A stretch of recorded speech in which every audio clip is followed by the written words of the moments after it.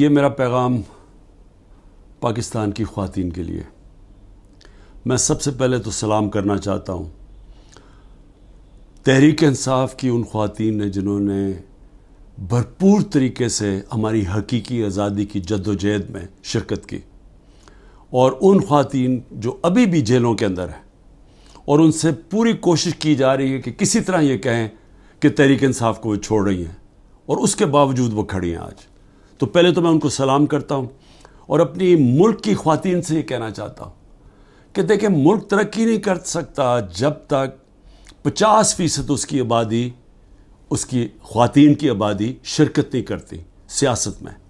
اور انہوں نے پوری کوشش کی ہے ان ظالم حکمرانوں نے کہ کسی طرح اتنا ظلم کیا جائے عورتوں کے اوپر اور ان کو ذلیل کیا جائے تاکہ وہ پیچھے ہٹ جائے اور گھروں میں بیٹھ جائیں.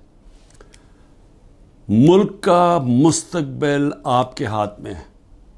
آپ نے پوری طرح آنے والے دنوں میں اس آزادی کی تحریک میں جد و جہد کرنی ہے.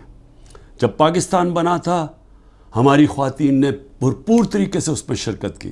اب یہ پھر وقت آ گیا ہے کہ پاکستان کو حقیقی طور پہ آزاد کرنے کے لیے آپ نے اپنا پورا رول پلے کرنا ہے.